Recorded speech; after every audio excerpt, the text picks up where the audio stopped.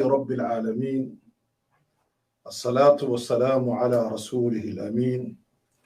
وعلى آله وصحبه أجمعين. أما بعد، أيها الإخوة، أيتها الأخوات، أحييكم بتحية الإسلام، وتحية الإسلام السلام، فالسلام عليكم ورحمة الله تعالى وبركاته. walaalayaal, ilaahay baa mahadle tabaaraka wa tacaala inoo saamaxay maanta annagoon horay isku soo sheegin wax ballan ah inaan iskugu imanno meeshan ama boggaygan caadiga si aan u falaqayno arrin aad u culus oo beryahan ka socota waddanadeenna geeska Afrika. waxa weeyaan waxa aan maqalnay in baarlamanka Soomaaliya uu ka niqaashiyo mas'alad muhiim ah oo ah in dastuurka qabyada ah dib loogu laabmo oo la eego in la burburiyo amba laga tago ra'iisul wasaaraha oo la sameeyo madaxweyne ku-xigeen systemka la qaato. arrintaas ayaa maaragtay baarlamanka Soomaaliya hortaala. waxaa kale oo muddo fara badan dadka Soomaalida dhibaato weyn ku haya mushkilad aad u culus oo ah sidee loo wada wadi dowladnimada iyo waxa loo yaqaano federalismiga. labadan arrimood sidee loo wada wadi iyaduna mushkilad bay ku haysaa. waxaa kale oo jira oo mushkilad weyn ah oo dhibaato culus ah, sidee bay u wada soconayaan dowladnimada iyo reernimadu, lianno qabaa'ishu nidaamka qabaligu waa nidaam Soomaaliya ama dhulkeena geeska Afrika ka ah punti amba dhibic muhiim ah. waxaa kale oo jira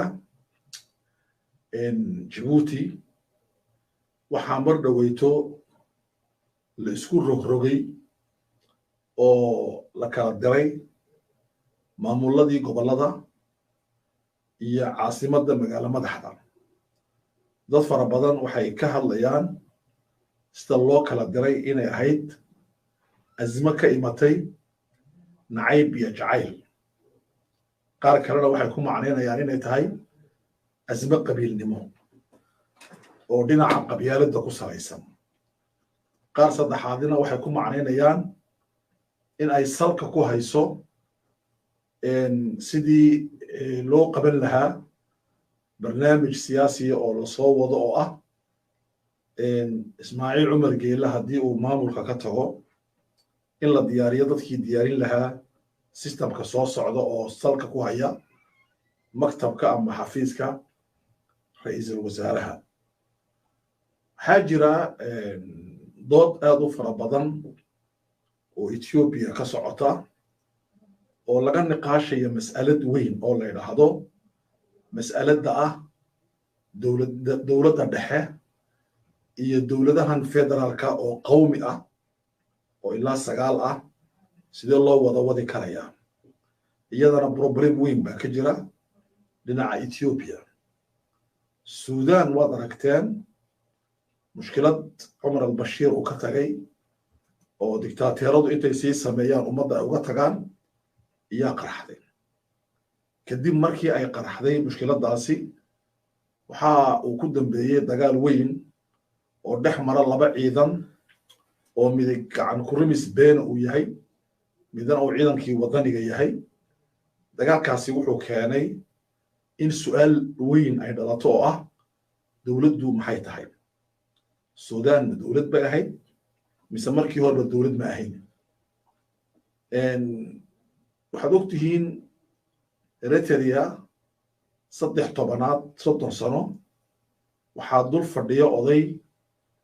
soddon cudur leh oo laakiin ku ururiyey maamulkii gacantiisa iyo gacanta reerkiisa dowladnimadii markaasi dadka Eritreaga oo dibadda jooga oo caqliga leh waxay ka badan yihiin amba aqoonta leh dadka Eritreaga ah ee gudaha dalka ku nool kaanaku marka aan ka hadlayno mushkiladan dowladnimada ee geeska Afrika waxaan salka ku haynaa saddex arrimood oo waaweyn arrinta koowaad waxa weeye dowladnimadu geeska Afrika waxay cilaaqo la leedahay dowladnimada Afrika marka waxa loo yaqaano Afrika state-kiga Afrika dowladnimadeeda sideeba loo sameeyay mawduucaas bay cilaaqo weyn ay la leedahay arrinta labaad waxay la leedahay dowladnimada Afrika dowladnimada geeska Afrika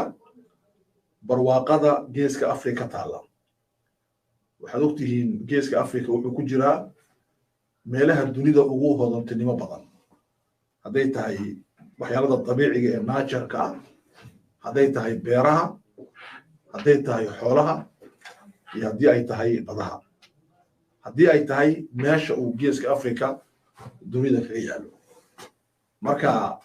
waxay cilaaqo la leedahay dowladnimada geeska Afrika waxa loo yaqaano loolanka caalamiga ah ee dunida ka socda arrinta saddexaad ay dowladnimada geeska Afrika cilaaqo la leedahay waxa weeye waa wadannada dhinaca kale kaga yaala badda cas oo loo yaqaano dowladaha khaliijka oo iyakuna saddex meelood ama laba meelood inooga eg meelna inaga duwan labada meelood ay inooga egyihiin waxa weeye habka dowladnimadu u samaysan tahay waxay u dhowdahay habka annaka dowladnimadeena u samaysan tahay iyaka dowladnimadu waa boqortooyo annakana waa jamhuuriyooyin boqortooyaan yacni ninka dowladnimada geeska Afrika gacanta ku dhiga isagaa dowladnimada yeelanaya haddii ay u socon karto oo u soconaysa haddii u socon kari weydana waa la burburaya marka dowladnimada geeska Afrika iyo dowladnimada dhinaca kale ku taalla ee jasiiratul carab way isku eg tahay dhinaca labaad waxaa isku eg habka mujtamacu u samaysan yahay mujtamacaadka dhinaca geeska Afrika waa qabali mujtamacaadka dhinaca kale carabtuna waa qabali laakiin waxaan ku kala duwannahay waxa weeye mustawaha nolosha iyaka mustawaaga noloshu sare buu u kacay oo batroolka iyo gaaska ay heleen iyo noloshooda kiciyey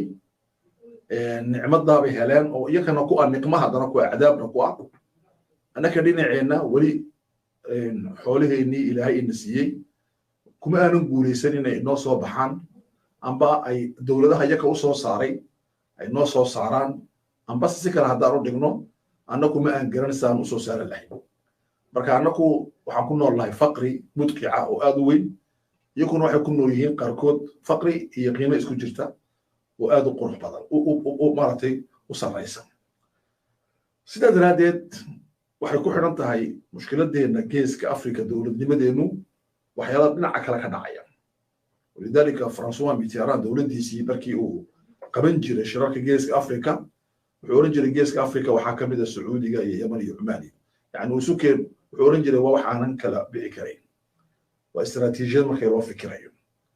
idan ikhwaani walaalayaal waxaan jecelahay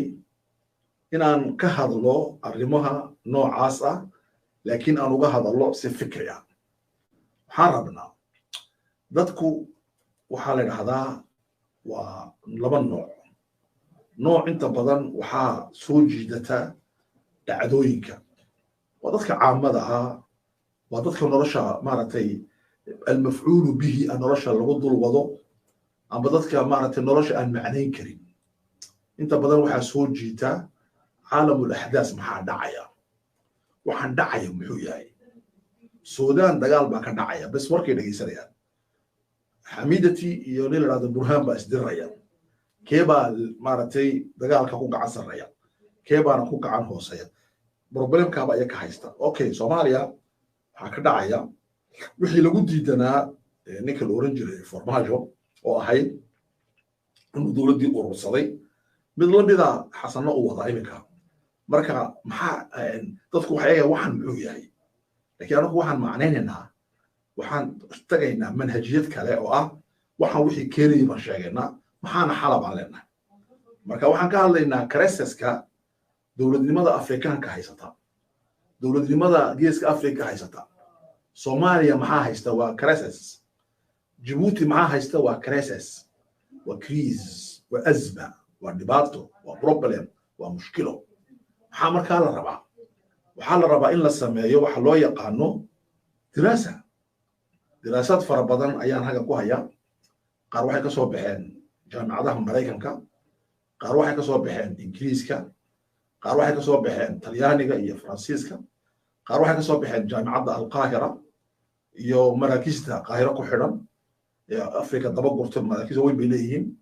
qaar xataa waxay ka soo baxeen diraasaad turkidu ay sameeyeen diraasaadkaas oo dhan waxaa kaloo soo raaca diraasaad afrikaanku ay sameeyeen oo waddanada afrikaanka lagu sameeyey senegal lagu sameeyey maxaan ku dhahdaa suudaan iyo dhalinyaro xataa soomaaliya diraasaad ay sameeyeen baa jira oo jaamicadihii afriqiya ee suudaan ay kaga qaateen master iyo doctora oo ahayd azmada binyawiga ah ee dhismaha ah ee dowladnimada geeskeena afrika haysatay maxay tahay maxaan u dhaqaaqi kari laanahay muddo 60 sanadooda 1960 ba Soomaaliya xuruuday Etoobiyada 6 sanaaba la gumaysto dagaal ka socday inta kale dowlad ba iska ahayd Suudaantu waxay xuruubeen marka Soomaaliya marka agdhow Djibouti 77 bay xuruuday Eritrea 9 bay ka go'day Ethiopia laakiin meesha la taagan yahay hal talaabo hore looma qaadin marka ishkaaliyadu wax weeyaan problemku wax weeyaan ikhwaani fillah inaan su'aal isweydiino su'aashu ma madaxdeena su'aashu ma Xasan Sheekh ba ma Hamza ma Farmaajo ma Shariif ba ma Maarati Abdullahi Yusuf ba Maxamed Siyaad Barra Ismaaciil Umar Geela ma Xasan Guuleed ba ma Maarati ma Ahmed Abi ba Balla Sinaawi ba ma Maarati Abuud ba ma Umar al-Bashir ba ma Siyaas Afwarqa ba ما هي المشكلة؟ مشكلته مكوابة مشكلته مايا مشكلته مع شعبك ضد كان تدوينها مشكلته بلد مشعبك مشعب كان وعي لهين او الدولة دي مدى 1000 سنين مايا مشكلته من الدولة دي ما نابا دولة ان انكو ان جرنين wax علاقة على لهين وليبا waxaan ku jirnaa waqtigii aan u dabaaldegayna waxa loo yaqaan xurriyada oo 26 Juun 22 Juwan iyo 1 July aba Yuulyo waxaa la xusayaa ummadan geeska Afrika inta badan ku nool waxay u dabaaldegayaan ayaamo loo yaqaano ayaamihii farxadda waa la heesi doonaa waa la cashayn doonaa cuntadii ummadda ayaa la cuni doonaa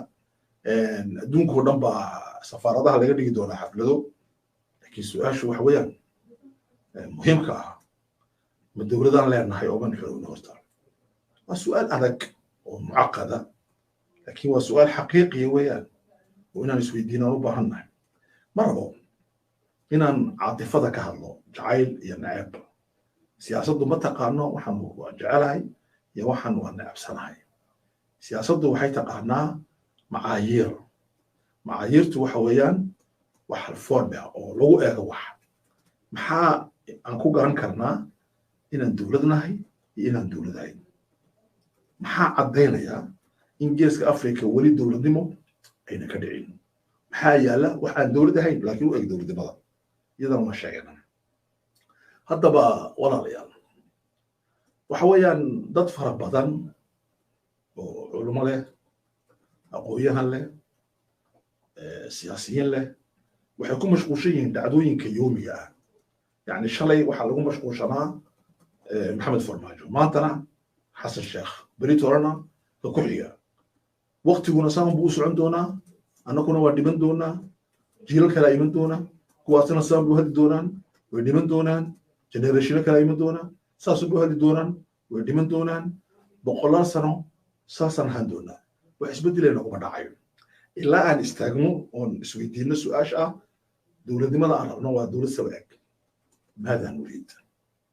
maxaan rabnaa waxaa ka horeysa maxaan rabnaa ayaan nahay anagu ma naxnu waxaa udhaxaysa maxaan nahay maxaan rabnaa su'aal dhexyaal ah oo ah muxuu yahay challenge-yada inoo hor yuurada ma taxadiyaad allatii tamnacu diidan inaan dowlad abuurno saddexdaa marka aan garanno waxaan gaadhaynaa su'aasha afraad oo ah malxal solutionku muxuu yahay lama samayn karo solution ilaa saddexdaa jarajaro lasoo maro la xadido ma naxnu waa huwiyaddii weeye identitygii dowladnimada weeye maxaan rabnaa wamaa hiya adawlatu alatii nuriiduhaa dowladda aan rabno siday u eeg tahay weeyaan okay si aan u gaadhno dowladda aan rabno kadib markaan garannay maxaan nahay waxaan aadaynaa su'aasha saddexaad oo ah maxaa inaga hor jooga oo na hor yaalla oo challenge-yo iyo mashaakil iyo problemyo ah oo inaan maaragtay fahanna ah si aan u xallino markaas taas baa marka aan galayna walaalayaal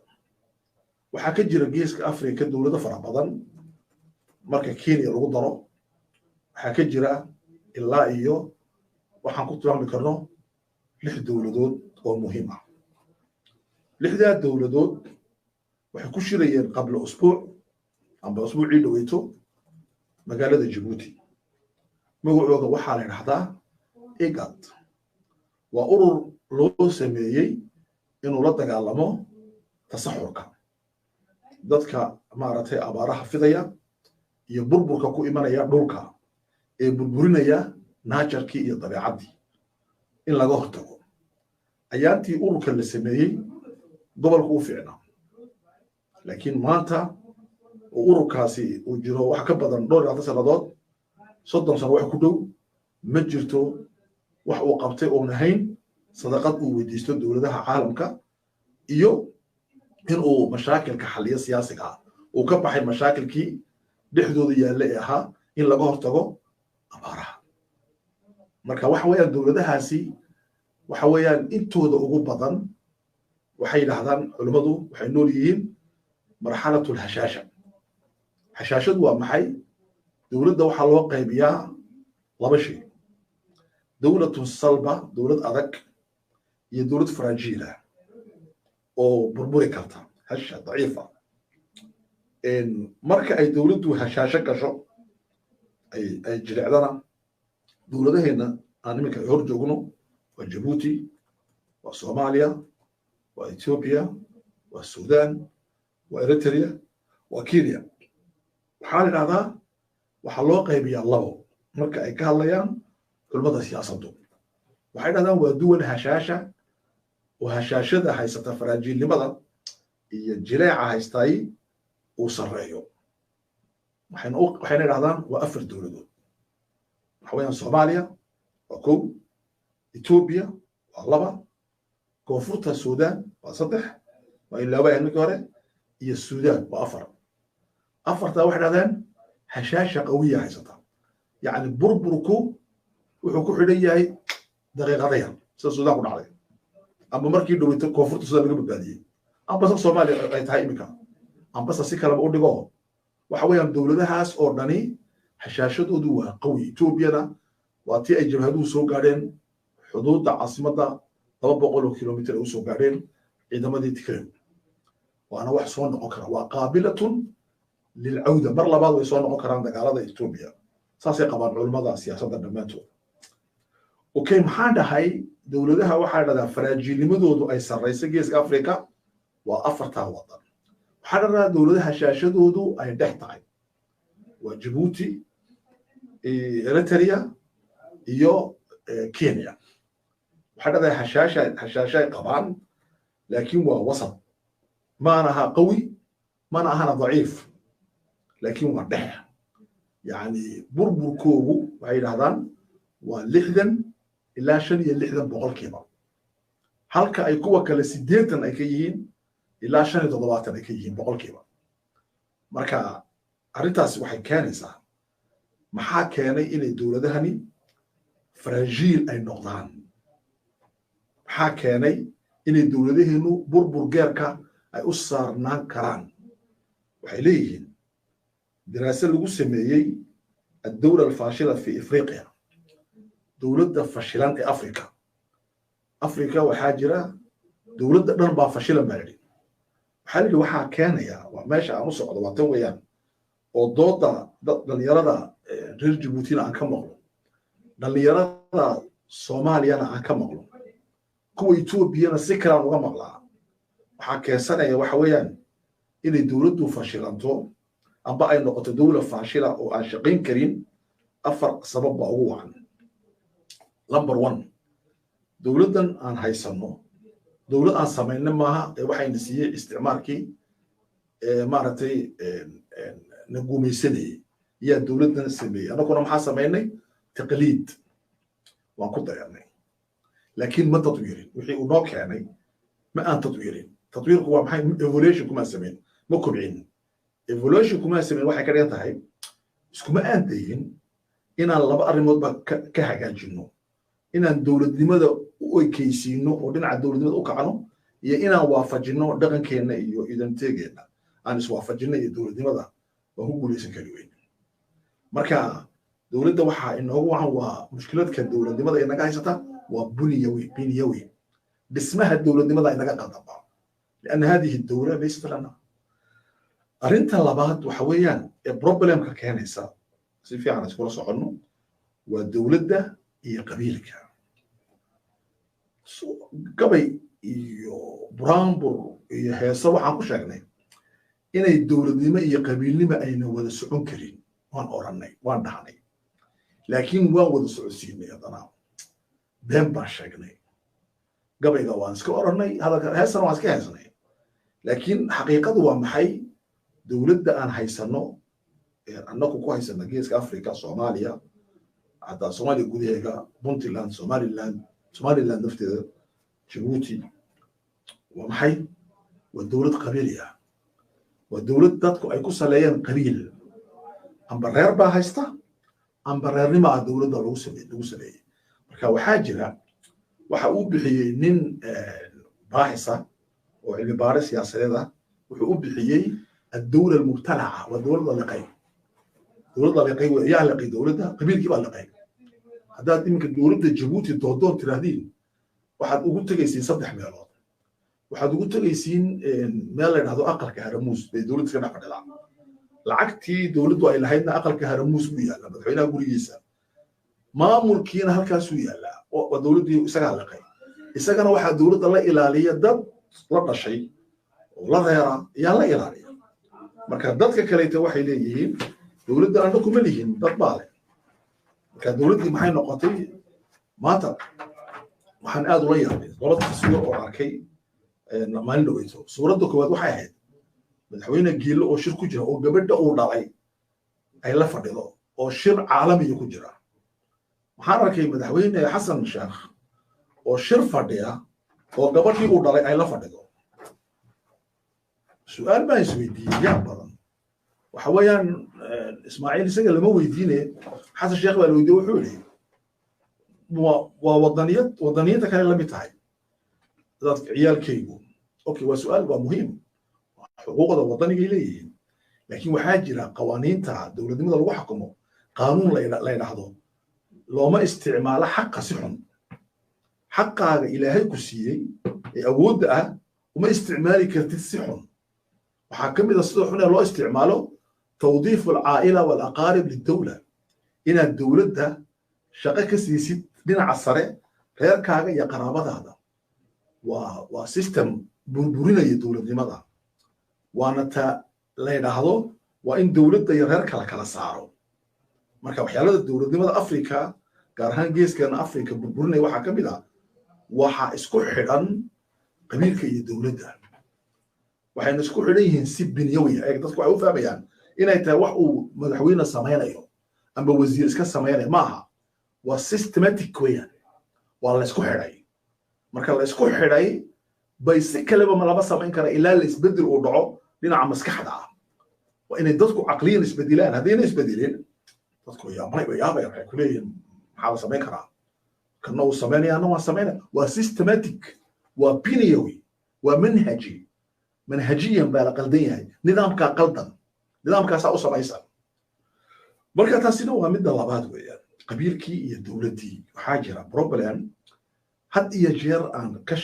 aan sheego oo ay dhahdo waa in laba shay la iska ilaaliyo inay qabiilku oo liqa dowladda amba dowladdu ay qabiilka liqdo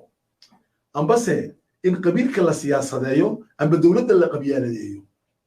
waa ishkaaliya siyaasiya waa problem waxaa la rabaa in dowladda loo daayo maamulka iyo siyaasadda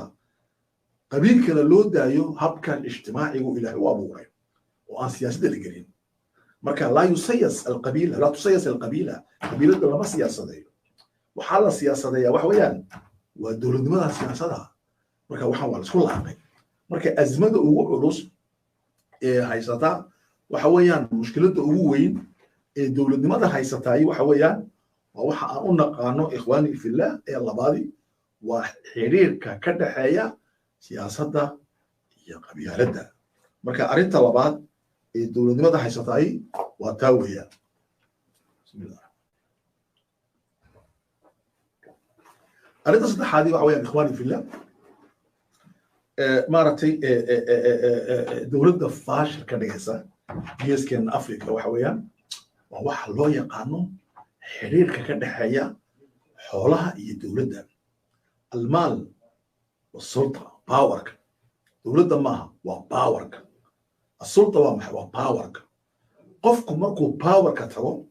وإنه فراها كقاعدة حولها يا باورك والك الإلالية لكن يا أفريكان كان عم بدولة دي إنه وحويان صاحب السلطة يملك ويحكم نيك باورك الجوغا سجى حولي هايستا سجى أنا حكومة يتاجر ويحكم بيع مشتركين وكجرا ونحكومة بل وحا انت كبضا هو المالك دولة يسقى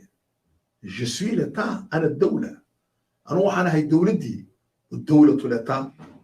دولة دي مدنة وانيغا انا الدولة مركا وحا دا كيسا دولة دي مدي اولا قلطين سيدي بقركي فرانسيسكو يجي مركا انا الدولة انا دولة دي دولة دون وانيغا وحي كانتي فشل wax wal oo dawladda ana qabanaya dadka dhani waxay eegayaan waxa uu sameeyay ninka madaxweynaha ama boqorka idan taasina waa saddexaad ee fashilisay weeyaan arrinta afaraad waxa weeyaan ee dawladnimada fashilinaysa geeskeena Afrika oo aadka u muhiimka ah waxa weeyaan inaan eegno waxa loo yaqaano waa siyaasad at-tawdiifiyya dadka sida shaqada loo siiyaa سياساتك شقada lagu bixiyo shaqadu markay dawlad tahay waa saddex nooc waxa jira wadaa'ifta sare wasiiro ku xigeen iyo maartay xogayaal iyo maamulayaal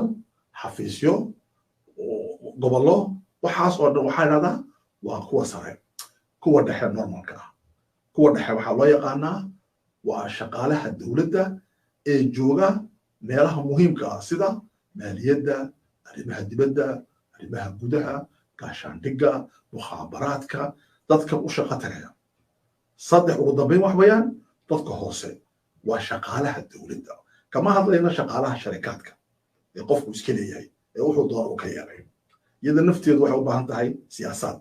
laakiin siyaasadka tawdiif afrika waxaa lagu tawdiifiyaa saddex shay aba annaka geeskeena afrika waxaa lagu tawdiifiyaa alwalaa المطلق للرئيس إن أبو هيسيد جعيل وين إيو ولا أبو هيسيد مدحوينها كلما أتهي قف سعبكتما كلما أتهي قف مرتي هرجع قف عن كلما أتهي قف أن معارض ما مجيكرين وحلو قولي يا ميلها أوصل رئيس الدولة تصرف تلقوا بها سياسات كوين أريد هذا الولاء المطلق وإن أبسلي وإن سي وين دولة مدحوينها أو تاجرتها أما مامورك ماشي جوا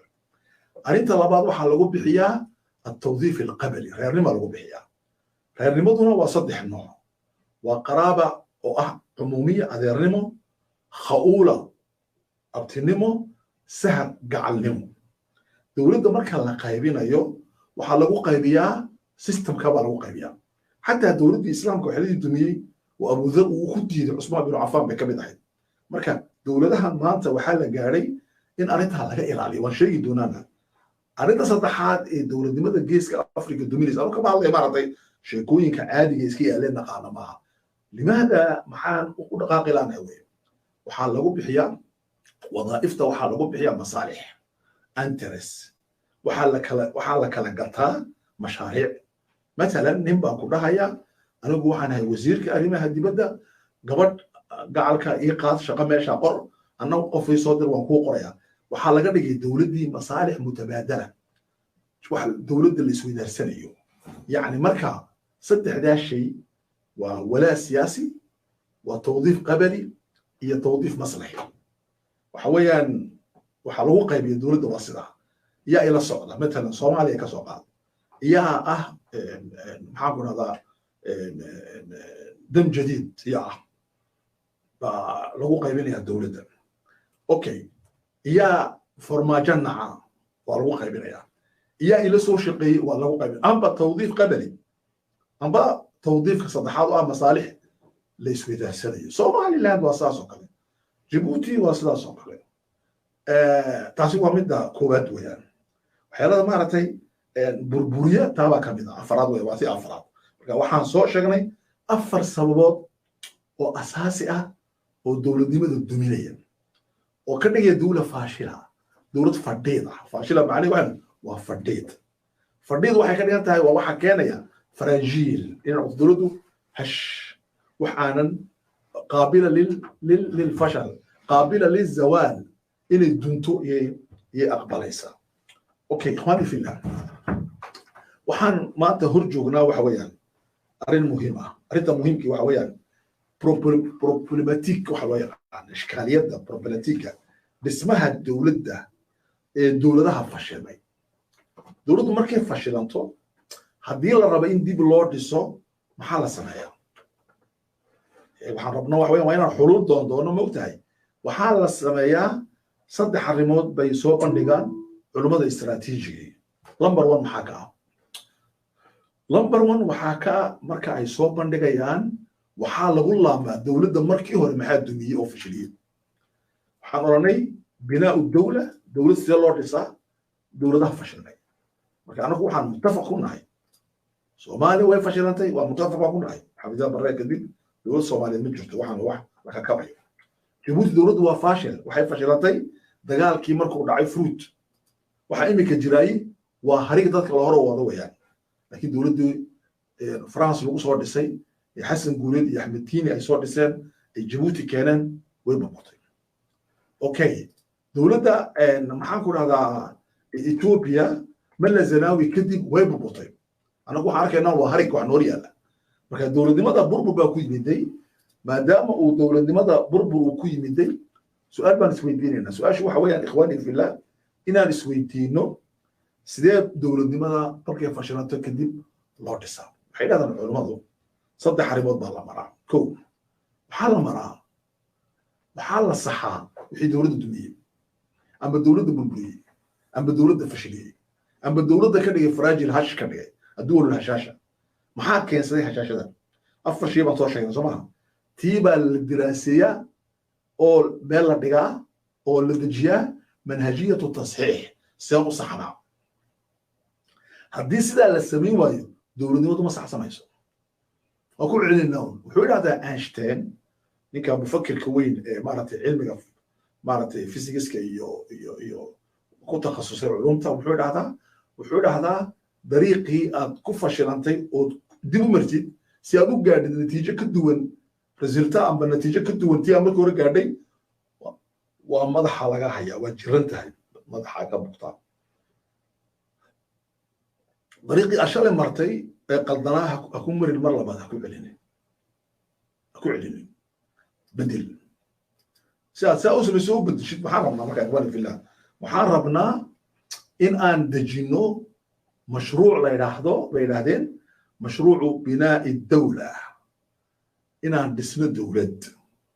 dowlad markaa leh arkaantii dowladda isla markaasina ka xora mashaakilkii hore jiray arrintaa maxay u baahan tahay laba arrimood kow caqd in dib loo fadhiisto oo contract la galo caqdiga yaa galay inaan beel isku sheega maaha dowladda marka uu farmaajo ka tago kama dhigno inuu farmaajo dowladda ka mid yahay kama dhigno inay dadka iminka dowladda qabsaday ayagu dowladda leeyihiin dowladda markuu ismaaciil cumar geela qabsaday kama dhigno inuu daaf dowladda una lahayn amba model ayna lahayn amba raad ayna lahayn amba fruidka militeerku ayna lahayn amba xisbiyada kale wadka jira ayna lahayn kama dhigno markuu qabsaday axmed maaragtay aabi dowladda kama dhigno inuu dowladda isagu leeyahay oo dad kale uu ka leeyahay waxay ka dhigan tahay inaan la saxo mafhuumka ah ma hiya dowla dowladdu maaha sulta dowladdu waa wax dadka oo dhan ay wada leeyihiin waxaan ku qoslay nin fadhiya safaaradda Brussels ee dalka maaragtay Belgiumka iyaga anigu mucaaradka iyo muxaafidka waan ciidsiinayaa maanta okay waa wax fiican weeyaan si uu ciidsiiyo meeshan waxaa jira laba jabhadood jabhad isagu uu ku leeyahay magaalada uu fadhiyo iyo jabhad mucaarada labadani salaada ma wada tukadaan xafladahana ma wada xaadiraan weligood iminka isagu wuxuu keenay in la wada xaadiro lana wada tukado laakiin muxuu sameeyey qoladii hore dadka tujin jirtay ayuu afgambiyey marka isagu wuxuu yidhi anigaa ah ana dawla suis l'état anaa dowladdiia anaha la yimaado xoog dadkanu u yeedhaya waayo waa dadkii ka soo baxsaday qaxootiga ahaa xataa kuwa isaga la shaqeeya ee basaasiinta ah waxay qoran yihiin dowladda maaragtay Belgiumka inay qaxooti yihiin oo ay ka soo baxsadeen dulmiga uu isagu u fadhiyo waddanka Belgium okay dadkii buu ka leeyahay kaalay anaa nii wada aabbaha anigu markaan Belgiga imanayay uma aan iman booqasho caadi ah waxaan u imid adaan kaa soo baxsaday waxaan ahay qaxooti waxaan ahay immigrant politique ah markaa siyaasiyan baa qaxooti ahay khaldamin marka taas igu fiirsaya marka dagaalkaasaa socda waana dagaal aan anugu yidhi dagaalkii carruurta wayaan sala isku diranaya waa si carruurnimada maaha si cilmiyeysan maaha wax la wada fadhiisan lahaa haddii xataa la xalin karayo yaa sidii ciyaalka loo dagaalamaya marka taasina waa taas weeyaan arrinta labaad marka maxaan dhahnay waxaan u baahannahay in dowladnimada lagu dhiso caqdigana ayaa samaynaya waxaa samaynaya alquwa siyaasiya alfaacila dowladda quwadaha amba maaragtay xoogaga siyaasadeed ee waxtar kale dalka ka jira adu amba arag amba arki way joogaan بريتولا مركي دولدو دينتان اوردونا مارتي ولا تحين مناص سو قران كويري waxaan shalay wuxuu qabo weyn marka waa inaad ay fadhiistaan dadka kala duwan ee fikradaha kala duwan leh labo dadka mujtamaca ah ee dad aanan dhiig wadaagin laakiin wadanka wadaaga waa inay wada fadhiistaan sida Djibouti oo kale aan fadhiyo Soomaali iyo dad kale ee fadhiya Carab waa inay fadhiistaan wadankii wadaagaan laakiin dhiig ma wadaagaan waxay kala leeyihiin sida Belgium oo kale reer Hollande iyo reer Francis bay laakiin maxay sameeyeen contract bay ku dhistay wadanka Belgium yaka fadhiistay oo sidan Belgium tahay yaka gartay in asaa loo sameeyo waa in sidan loo sameeyo dawladda marka dawladda dadka waa inay fadhiistaan ay dajiyaan Soomaaliya dadku waa reero iyo gobolay waa inay dajiyaan si kale ma socon karayso problemka inka Soomaaliland ka dhacay muxuu yahay gobolka Laascaanood waxa weeyaan halkuu gaaray imika dagaalka markii hore fududaa marka aan hadlay fudeed buu dagaalku meel la qabto lahaa laakiin is-adkeynta uu is-adkeeyey madaxweyne Muuse Bixi uu u maleeyay inay dowladda Soomaaliland ay tahay dowlad aan hash ahayn dowlad aan faraajiil ahayn dowlad adag dowladnimo culus buu isku haystaa marka maadaama la heesayo calan la shacabka la tumayo dad badan ay waalayaan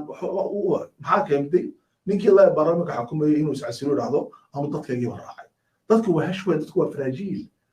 alqabiilatu wad-dawla dadku meeshay maraan baan maray buuli marka aqliyadaasaa jirta meesha tan marka waxaan u baahannahay in aan caqdiga u dhaco heshiis waa inuu dhaco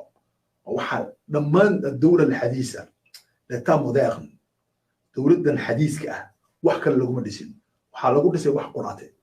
sida uu sheegay Hobbes sida uu sheegay Jean-Jacques Rousseau waxaa lagu dhisay contrat social heshiis bulsho meeshuuna ka dhicin xoog baa yaala xooguna waan sheegi doonaa waxyaalada qaaradda Afrika geeskeeda Afrika haysta weeyaan arrinta saddexaad ee dowladda lagu faashilka dib loogu dhisi karo waa maxay weeyaan arrintaasi waxa weeyaan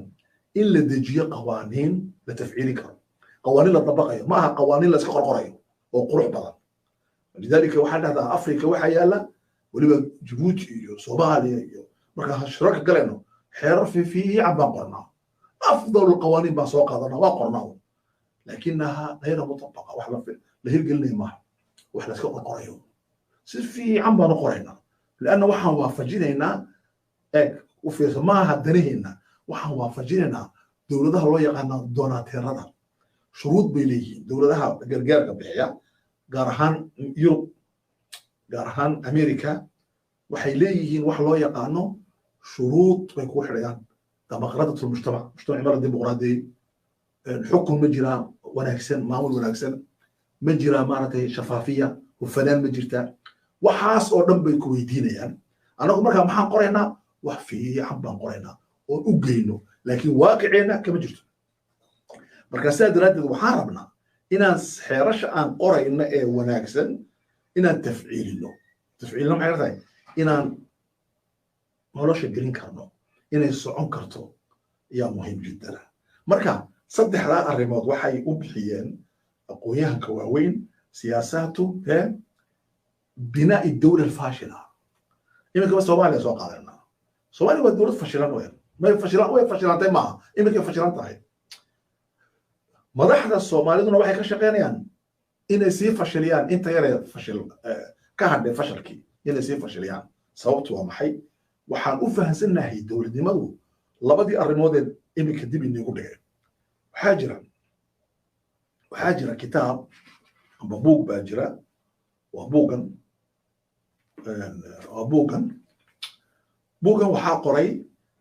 ninkaa taqaaneen Stephen Covey waxaan u jeedaa ninka la dhahdo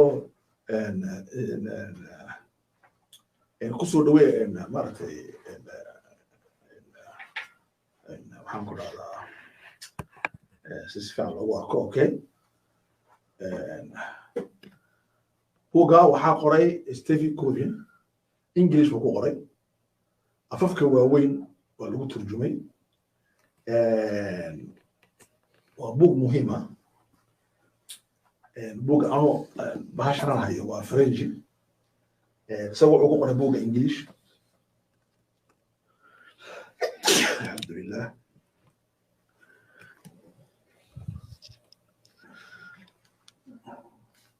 buuggan wuxuu ku qoray isagoo waxaan ahnay English anigu buugga waxaan ku akhriyay Frenchigiisana waa kan Carabigiisana waan hayaa Frenchigiisa waxaa lagu turjumay priorité waxa weeyaan mudnaanta si mudnooyinka aad haysatid awlawiyaadkaaga tasii mudan garo carabtu waxay ku turjumeen idaarat alawlawiyaat alahamu awalan sidee loo maamulaa loo management karaa priority-yada sidee loo kala saaraa laakiin tani halkan sax ma sheegaysa buuggan Stephen waayo waa Stephen oo ninkii khatarka weeyaan ee qoray caadaadka toddobada ah wuxuu qorayaa ninkani buuggan waa 500 oo page صفحاتkiisuna waa kuwa yaryar weeyaan laakiin waa 500 oo page wuxuu qorayaa waxyaalada ku hor yaalla ee wada mudan maxaa u sii mudan nin kale oo maaragtay Jean Bernard Cadier ninkani wuxuu qoray Joe Biden ninka Biden adagaysiin ka ah madaxweynaha dalka Mareykanka histoire américaine xaga waxaa ku qoran la démocratie qui dévie okay carabigiisana waa hayaa wuxuu qorayaa ninkani dimuqraadiyadda Mareykanka halis bay gashay waxaa halis geliyey Donald Trump sababtoo maxkamaddu taagan yahay dowladnimadu waa waxaas weeyaan waxaa lagu haystaa 6 iyo 30 dambi baa lagu haystaa madaxweynaha marka ninkani wuxuu qorayaa dowladnimadii Mareykanka halis bay gashay waa dimuqraad halis ku jira John Biden okay دونالد ترامب نيكا اللي هذا بوكا سوا مهم على آخره سجنا إنجليزي سوى جرا العربي يسمى جرا كانوا فرنسي صار شيء أوكي محاكو قرن بوكا لبضن بوك وأن كيف يصير هدان هاي صدق قارة قارة أفريقيا دقن لمبر 1 هدان هاي أقوياء يعلمهم لمبر 2 هدان هاي سياسيين يمامل حزبي حيثتا يدولد كوا كجرا صدح هدان هاي أكتيفيست dadka naashidiinta ah ee bulshada rayidka ah maxaan ka faa'iideysanaynaa waxaan ka faa'iideysanaynaa buuggan hore ee Stephen uu qoray waxaan ka faa'iideysanaynaa inaan qaadano wax loo yaqaano maahi awlawiyati maxay tahay priority-geenu maxaa inoo mudanayaal badan baa noo yaalla marka Soomaaliya ka soo qaado dirirta shabaab waa muhiim in shabaab waddanka laga saaro si looga saarana waa la isku khilaafsan yahay in dowladnimo la dhiso waa muhiim in gaajada lala dagaalamo waa muhiim in qaxootiga la soo celiyo waa muhiim in amaarta tacliinta la dhiso waa muhiim in caafimaad la dhiso waa muhiim waxaas oo dhan waa muhiim laakiin maxaa ka wada muhiimsan tareenka marka la wado mashiinka tareenka wada ma halka gadaala la dhigaa mise waa lagu horreysiiyaa qaadiraadka waxa uu riixayo ayna nadac maaratay mashiinka halkeen dhignaa su-aashu waa sidaas weeye su-aashu markaa waxay noqonaysaa afrika geeskeena afrika mashiinku waa maxay mashiinku waa dowladda marka priority-geena koowaadi waa maxay waa binaa dowla in dowladda dhiso waa priority waa awlawiyatu alawlawiyaat وإدارة أولويات أولا ما هو الأهم مع هرت مهم وحويا دولة النفس لماذا ما حصل ولا دولة مهين محان هينا ضد الله يقانو إصابات دولة دايست قفكو هدوك الدولة قبصلو وكوكو غيا وإن لقيت دقيلو لغا فرفرو هدي لغا فرو لقيت قلنا وحسوه يا مرة بعد إنه قعنتا كوديغو هو يفكر أن الدولة إن الدولة تطهي ما لقى العايستو وربح وتربح ومال حوليالين دولته حول قفنا لهين وهذا كل قعدت كل شيء قفنا هذا يمنين هنا المشكلة بروبلم هو هكذا حيث تكون جعليين إن الدولة قبصدان حولها لدولتها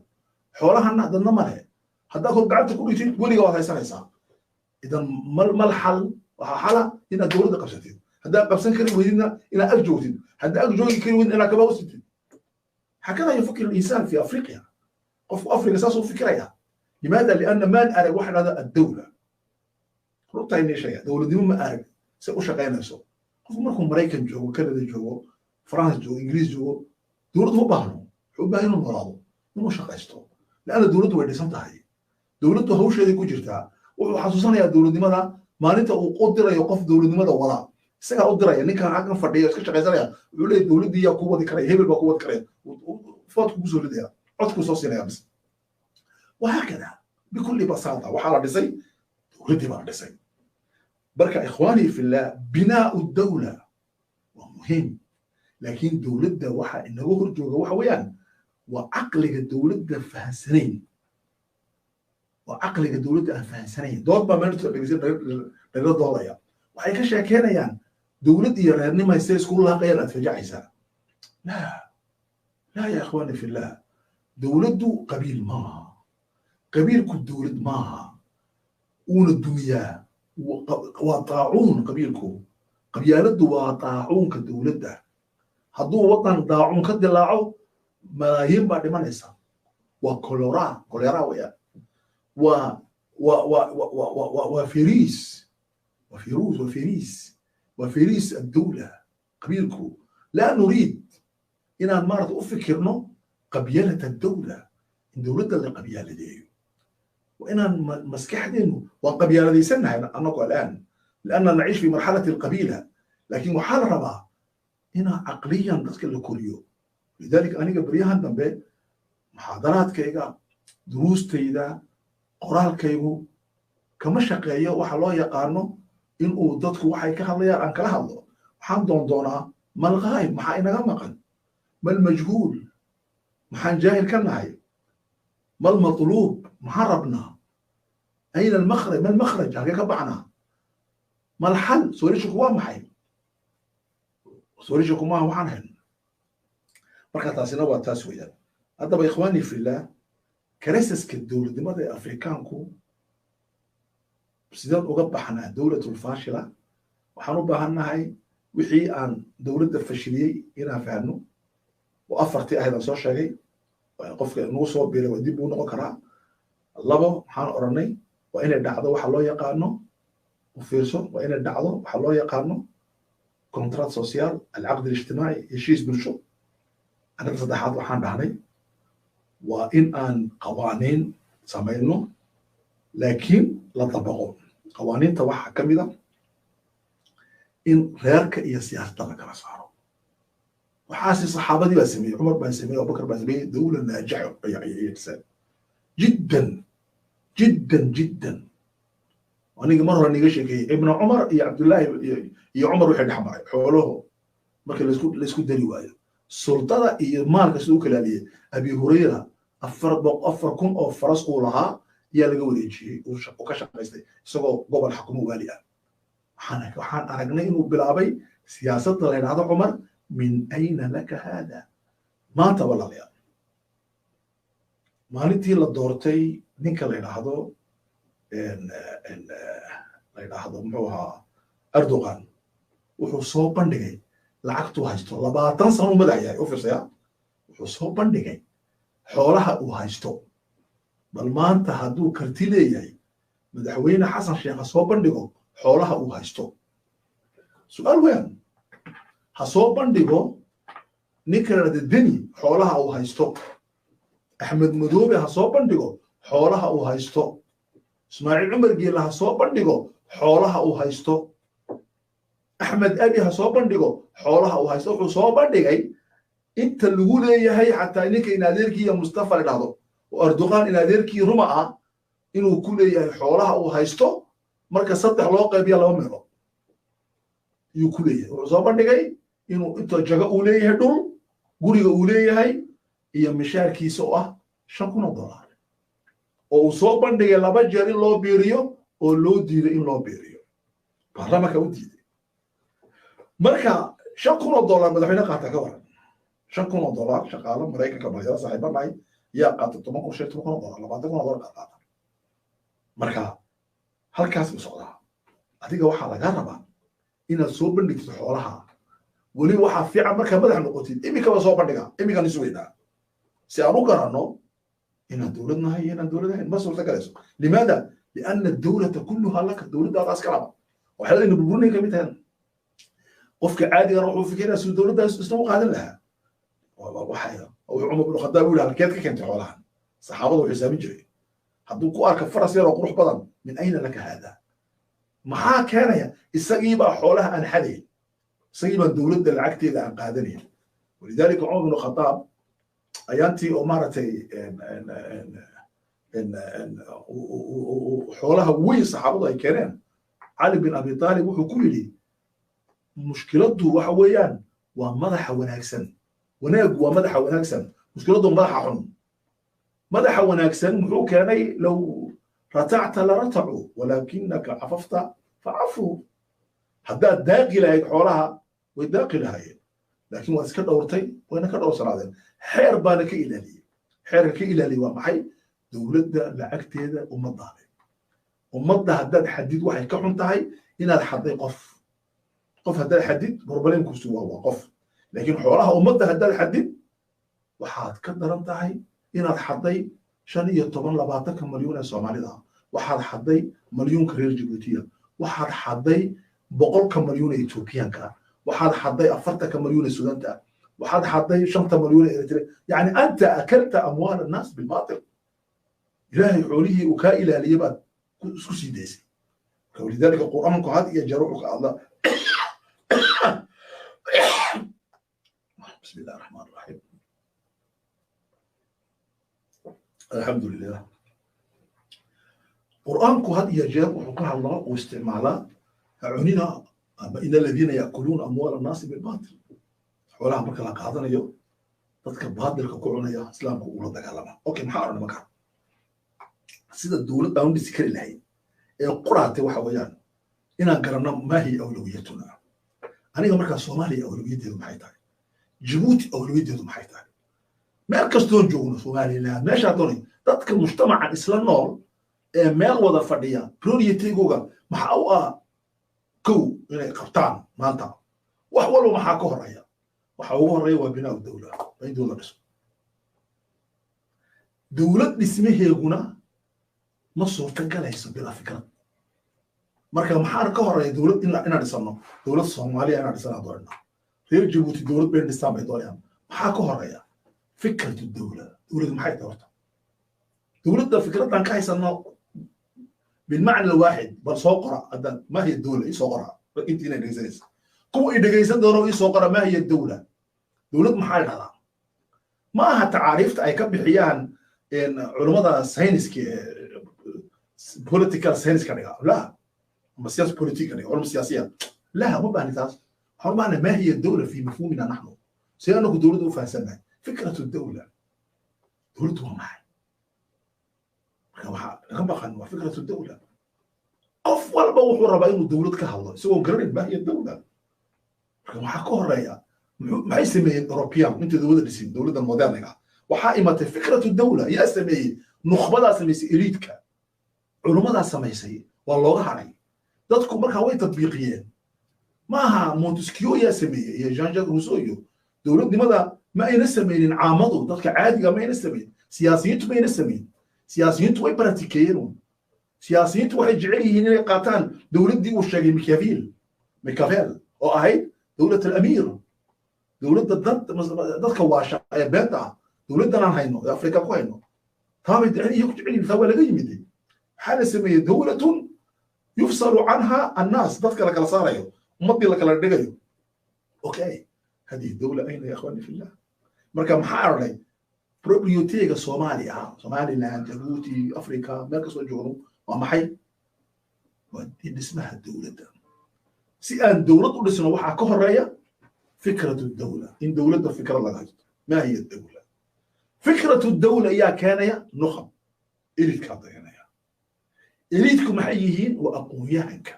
aqoonyahankeenu waa ayaanaka waa saddex qolo been isku sheegi mayno waa culamaa diin ومفكرو الأمة يضدك الله يقانو بقن هرجوغ ياشا صدح لها قولو هي إسلام دجينيس فكرة الدولة فكرة أي دجيان يا الله قد يا الدولة انت هدين لما روايو الدولة المستوردة دولة السوقاتي المستنسخة لقصو جيد عالم كاليتو في أفريقيا ويكون فشلت جيبوتي وصوماليا ويكون فشلت كم حرم نمرها ومسلسل كاس ما كله وقتها كنا نمجلس إخواني في الله كم حرم الدولة وبروريتي دي بروريتي وبروريتي وأولوية الأولويات واحد نقوم بذوق الدولة الله ما حي نقول حين عندنا فكرة دي الدولة وين قرنوا فكرة الدولة دي سمينا إليت كم نخبضة لمين تسمينا لمين تواي وصلها قلنا شيء سكرة هذا رك على كيمنا وحاربنا إلى أورنو بروريتيغو ما توا محي جيسك أفريقيا وسياسة دا إذا كبروريتي سوى ولا كشغالهم السياسة أولا لماذا وحنكدني وسياسة وحنكون بسبيلنا وسياسة سياسة دوا محي سياسة دوا حوالي تدبير الأمة الأمة الله لا حول هذه السياسة أوكي أنكم هاي سياسة فهني وحنو فهني إن الدولة قادمة سياسته وعيال سونمو ودح سيب وكدح بح أوكي مركز سياسته فهني وليست سياسته كذلك سياسته ساس معها سياسته وحويا وتدبير إذا مع أقوه الرئي أدونك سياسة ورسا مع يقول سياسته وحوال يدا حكمت قولي يدا حكمت الدين يدا حكمت الدعوة يدا حكمت النرشة يدا حكمت جيريدة حتى سيدك الله أعصر وسياسة سياسة وحاجته المدنية مجالينها قبورها كلا قدي قفل بمسمي تربال انت الله فقي امسا صار قبل وجري دونا صدق صنفنا دي بالله فقي تذكر على أوروري اللي فوق مال بلدي سيدا مارتي لو هجاجي بقيع أما الدنيا وكالرتون السياسة وحويان تحكم الحياة كلها نرشون بحكمتها مركا بريتي ومحي وسياسة ويان سياسة هذا قبحه ذاتك هذا هذا خلطا وعكرت نرشة قبح إذا أنت لم تعمل في السياسة أنت لست في الحياة هذا سياسة كشغي ويدين نرشة كم جرتين هذا سياسة فهم ويديننا نرشة ما فهم سديد محار عكت إلالية مثلا فرق الجيبوتية دولار كسو حرام حقيس كي حليين هذا فهم كورا ما علاقة فرق الجيبوتية دولار كنتم سنة فرق الجيبوتي مدعين هو دعي لا يهي دولار حلي سوق حلي يهي السؤال ويان لعكت الجيبوتي قال وصوي حياة شو لو اعتصر كورا قال وصوي حياة إيمين قال وحياة لعكت الجيبوتي تدا لسه عمله كسيتهم فرق معوف الحماضي maxaa dilay tayadii faranka ahayd maaragtay waraaqaha limaada why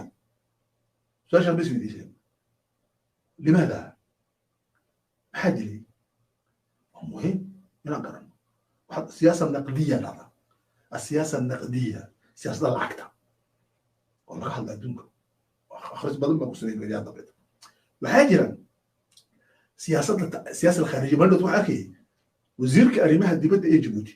iyo wasiirka gaashaandhigga oo Faransiiska jooga oo la shiraya Faransiiska labadan wasiir ninkii soo dhaweeyay xataa wuxuu barayaa dadkii reer Djibouti labada wasiir iska daa kuwii gaalada u baraya annaga yani waxaan nahay marka France aan hor joogno waxaan nahay taswiirta ku noqda afar goor buu hagaajisanayaa dharka maxamuud yuusuf لماذا نشغل بالشيء؟ حان جركي دركي لو شقينا وحنا العقليه الدونيه ان حسينان دريمنا وان جركي لو كشقينا سياق امام فرنسا لسنا شيء لماذا؟ لانها هي التي تحكمنا قبل لماذا ان قاعده لمرد ما كان دونا 10 عصب اون سو بندغي او لدحدو ان عالمك حريه جيبوتي iyo waxaan isku barbardhigaynaa xurriyadda urdun dowladda urdun iyo dowladda Djibouti baraya waa darsi muhiim ah hada isku urdun iyo Djibouti maxaa ka dhaxeeya 10 shay baa ka dhaxaysa 10 shay baa darsi doona si cilmi ah ma aha si iska ma hadlayno waxa soo diyaarinay oo qoran weeyaan maxaa u dhaxeeya labada wadan wax ajiib ah u dhaxeeya marka tan Ingiriis ba sameeyay tan Faransiis waa arki doona muxuu kan u sameeyay Faransiis tan muxuu Ingiriis ku sameeyay waa arki doona ومشاكل خطيرة جدا بركة أحبة الإسلام وحاجر واحد لحظة إن مارتي الدولة الفاشلة في إفريقيا دولتنا فشل كجيس كين أفريقيا وحاجر واحد محل واحد يا برب لماذا سياسة ملء البطون تذكر علوش اللوبوحيا وحال صدر تا غير والباباش تمنقف والرياء حنا غيرها نجاحية سياسة الاستعماران قالوا لهم هاي استعمالان رجع أي وضعك وديبين بيعلوش وبوحيان حين هذا وضعك إنه حجيها أنكم روحوا ولا ربنا قاضين ما حيسكت الريال روش كإيو فاكنر إيو فرانسيسكو مالي بالضبط مالي بقى مي وضمنتو نيجر محل كويس ده محا جيبوتي كان فرانسيس أمريكان إيو تشاينا لبضوا بوحي رشوة سيا رشوة يعني وحي قبسيا اسمعوا بالجيل شيرون العقب وسيا مريكان العقب وسيا وكيف وتجي مدحوينا جيل مريكان كيدا هذا دي بيري ويدي أنو تشاينا صوت تشاينا ولو بيري دوري صوت مليون بعد دوري 6 مليون مرة واحدة العاتي محوسة بمركو سوا نقضي شيني وهذا يعني حولي تنمفليني إن يربي سيارة كاي سياسة ملء البطون برا عروش يبوحي أنا وقت كذا كتنازلية سيادة كتنازلية حتى دولة لماذا كتنازلية مركا أزمة إن حيستها ما أزمة حسن شيخيو وأما غلاوة ده صاحب النحية علومية حيستقون ضدك بني آدم وكشاكاري لا والأزمة هو سيستماتيك هدي سيستماتيك اللي هدي لو كانوا ودات كيمك قال يا شيخ قال هدي اللي إلى الأرض جيبوتي حكم أبو الصومالي حكم استوى ما نقول يسار المادة ده ما شغل كاني لأن سيستماتيك خطأ سيستماتيك ولا صح ما هنا ما صح سمعه أفريقيا ما صح سمعه خاصة جيت كان أفريقيا جيبوتي النظام كان نظام فرانسيسكا على العرب بس أوش غير حسب يقول سلم بوشقي إسماعيل سلم بوشقي سيدي سكتر بس وسيت لعتها أوبلتي وكسيت تفننون ها وكسيت تفننون وكدر جيون أكلم جيران سام بوش غين جيران مدحوينها شيء سوماليا إلا لقسو قاعد كلامك سام بوش غينها ولذلك محوقف ولا جاي رئيس الوزراء هو بديله يا محولي نظامك وحضونا يا إلا قول لا مرة بابا مركا إخواني في الله وحاسة واحد هوريا يعني كم حالة طبعا درسي نص صعوبة ما حاسوليش لا ما الحل ما حل كذا قلنا هدوء إلى تبارك وتعالى مركا إن شاء الله الدروس اللي شيء ما حلا جهوتي ما حنقول هذا أردن الكيس كيجين يوم الصدحات إن درسي سياسي ومهمة